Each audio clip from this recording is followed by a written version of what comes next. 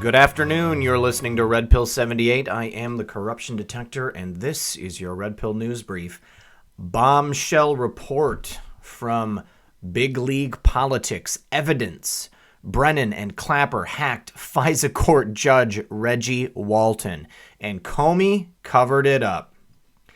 Evidence is now circulating among lawmakers in Washington that makes the case that Obama administration officials John Brennan and James Clapper hacked FISA court judge Reggie Walton in addition to Supreme Court Judge John Roberts. Big League Politics expose on the alleged Roberts hack has rocked the corridors of power. Now we have more information coming to light about the FISA court, which infamously held no hearings regarding the fraudulent FISA warrant applications to surveil Carter Page and by extension other members of President Trump's team. And there's more. James Comey's henchmen at the FBI are proven to have covered it up. Tapes released by federal judge G. Murray Snow, preserved on a whistleblower SoundCloud page, show real estate billionaire Timothy Blixseth explaining Brennan and Clapper's surveillance program to Maricopa County Sheriff Joe Arpaio and Detective Mike Zullo. The existence of this surveillance program has been corroborated by WikiLeaks' Vault 7 release and by the public comments of former CIA and NSA contractor Dennis Montgomery, who says he worked on the program for Brennan and Clapper. Montgomery has gone public with his claims exposing how the program was used to spy on President Donald Trump when he was a private citizen. Montgomery has gained immunity and desperately wants House Intelligence Chairman Representative Devin Nunes or other lawmakers to call him to testify about what he knows. On the explosive tapes, Blixseth walks Arpaio and Zullo through the details of the program on a computer screen. At one point, the three begin pulling up specific names of targeted individuals. You know who that guy is? That's the head of the FISA court they hacked into, Reggie Walton, Blixseth tells the investigators. John Roberts, the Chief Justice of the Supreme Court, was hacked, Blixseth tells Arpaio and Zullo. Insiders have always been skeptical of Roberts' motives for siding with President Obama on the 2012 Obamacare case. While there's still no available evidence that Roberts was blackmailed, the allegation that he was hacked by Obama officials provides some more context into the judge's controversial career. As Big League Politics reported, former FBI Director James Comey seized and buried volumes of information that demonstrated this wide-ranging government surveillance operation targeting Donald Trump before he became president. Larry Klayman, attorney for former NSA and CIA contractor and whistleblower Dennis Montgomery, delivered to the FBI 47 hard drives and data amounting to more than 600 million pages of documentation on the surveillance scheme. Then FBI Director James Comey's general counsel, James Baker, took the data into his possession, according to multiple sources. But despite possessing Montgomery's bombshell whistleblower revelations, Comey never acted on or publicized the information. Additionally, Comey's former firm Lockheed Martin granted entry to Montgomery to one of its facilities to help him work on the alleged mass surveillance program, which was allegedly overseen by Obama administration officials John Brennan and James Clapper and specifically targeted Trump. This guy showed me 900 million phone calls, and I see myself in there. I see people I know. I see Donald Trump in there a zillion times, and Bloomberg is in there, Blixseth said on the tape, referring to information that Montgomery allegedly showed him. We don't have any comment, the FBI told Big League Politics when questioned about the existence of the program. I provided to the FBI 17 businesses of Donald Trump, including the Trump Tower, the Trump leasing programs, all of these different programs, and including Trump himself and the various family members that have been wiretapped under these programs, Montgomery said in a recent interview. There has been a wiretap on Trump for years. I started by going to Maricopa County and showing that Sheriff Joe Arpaio himself was wiretapped under the Obama administration, the whistleblower said. I was a CIA contractor under both John Brennan and under James Clapper, and these individuals were running domestic surveillance programs in the United States, collecting information on Americans. This isn't political. They were collecting information on Republicans and Democrats, but they collected everything they could find. Bank accounts, phone numbers, chats, emails, and they collected a massive amount of it under the Obama administration, Montgomery said. I reported on how Peter Strzok, an agent of Comey's FBI, was the point man on every single aspect of Operation Crossfire Hurricane, the failed deep state plot to target President Donald Trump for destruction. More and more details are pouring out about the underhanded conspiracy to damage and impeach President Donald Trump by Obama operatives John Brennan, James Comey, Andrew McCabe, Sally Yates, and a few others. The effort even has a special code name, Crossfire Hurricane. All right, the rest of the article is the article by this reporter about Crossfire Hurricane. So I will leave the link in the comment below. You guys can read the rest of this. Next, we have a tragic story from the Daily Caller. Investigation into drive-by shooting of 7-year-old Jasmine Barnes has taken a new direction. Police have reportedly arrested 2 men in the murder of 7-year-old Jasmine Barnes, who was killed in a drive-by shooting in Houston, Texas on December 30th. The case garnered national attention as it was originally believed to be a racially motivated hate crime after witnesses identified the suspect as a white male driving a red pickup truck. Police now believe it was a case of mistaken identity and Jasmine and her family were not targeted. Investigators are now calling the shooting of 7-year-old Jasmine Barnes a case of mistaken identity after witnesses believed a white man in a red pickup truck was responsible for her December 30th murder. But officials said Sunday that 2 different men have been taken into custody and 1 has been charged with capital murder. Barnes was killed while sitting in the back seat of her mother's car with her 3 sisters as they drove out of a Walmart parking lot in northeast Houston on December 30th. Her mother, LaPortia Washington, was also shot when a car pulled up and began spraying bullets. The case garnered national attention after Washington said she believed the case to be a hate crime after she and her family identified the shooter in the apparently random attack to be a white male. Sean King, a racial justice activist and a columnist at The Intercept, offered a $100,000 reward for information on the suspect. DeAndre Hopkins, a wide receiver for the Houston Texans, announced on January 3rd he would be donating his $29,000 playoff game check to help Barnes' family cover funeral expenses.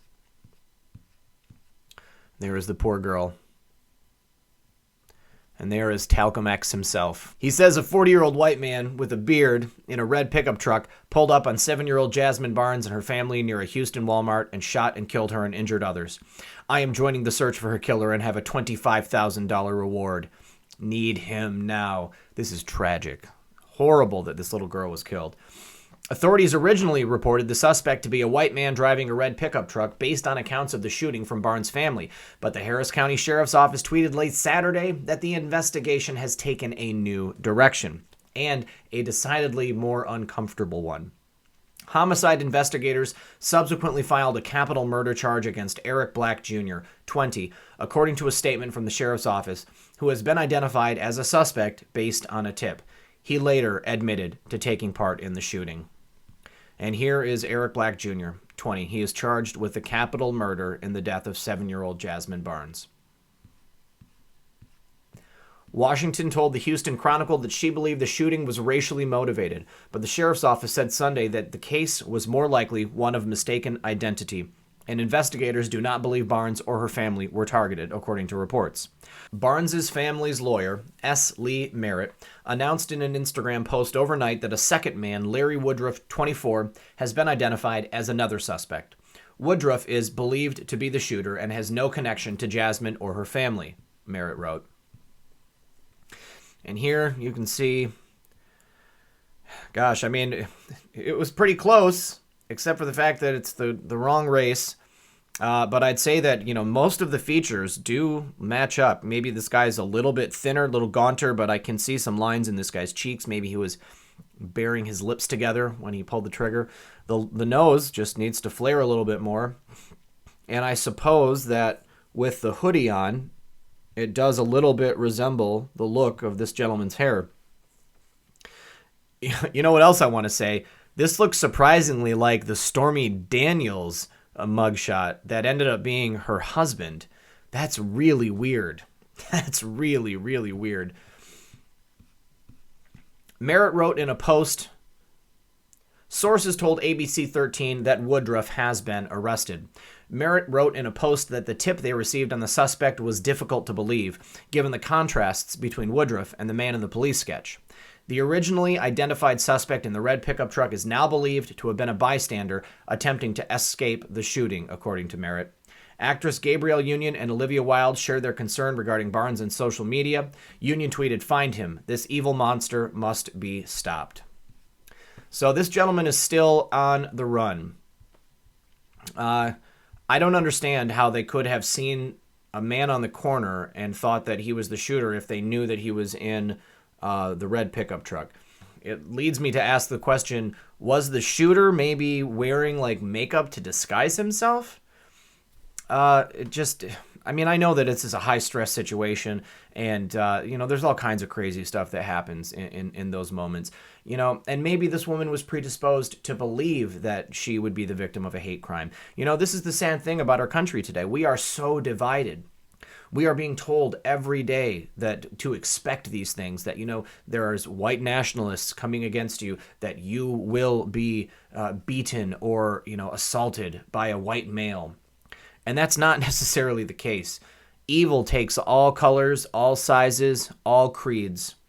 And it's so sad that this little girl had to die, for this story to come to light and for us to maybe think a little bit harder about what's going on in the world today. I know that you guys, I know my audience, you're already turned on to this stuff. You're already red-pilled. All right? Now we just need to be kind to each other, and we need to take care of each other.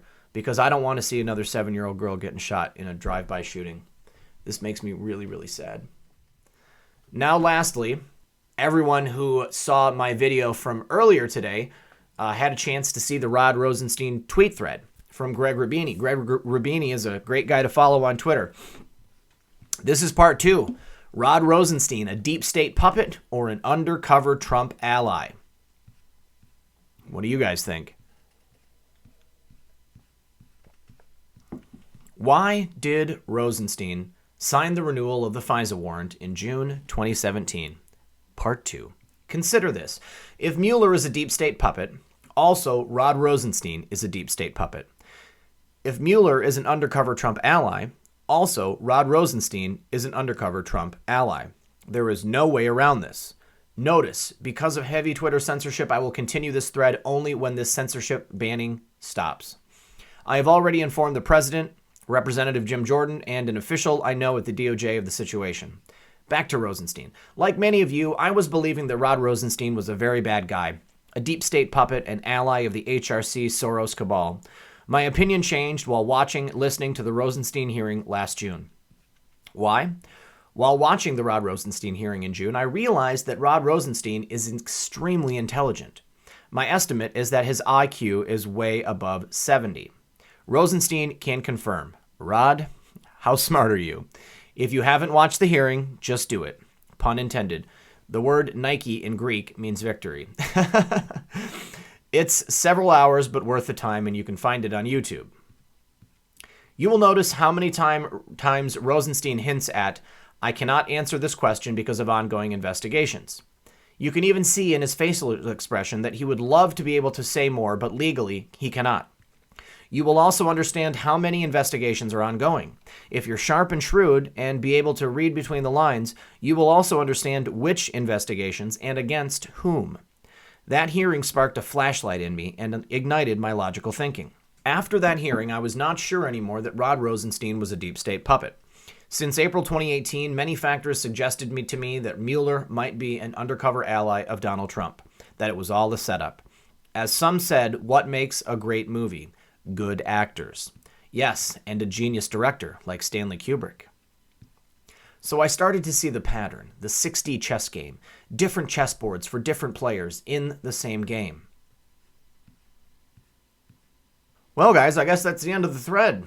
Well, that's certainly disappointing, but I think that that answers our questions, though. I mean, the point is that Rod Rosenstein may be an ally of Donald Trump. We've been talking about this for months. I know that Space Shot and I have gone over it back and forth many times. It's a little bit harder to imagine that Robert Mueller is, a good guy, but Q has hinted at it. He's stated that the point of Robert Mueller was to gather all this intel on the deep state. And there is another investigation that General Flynn is helping out with. What is that investigation? It is certainly not an investigation against the president. Well, only time will tell, and we're going to have to wait and see. I want to thank you, everyone, for joining me for this report today. I am the Corruption Detector. This has been Red Pill 78, Red Pill News for Sunday night. Good night, everyone, and God bless.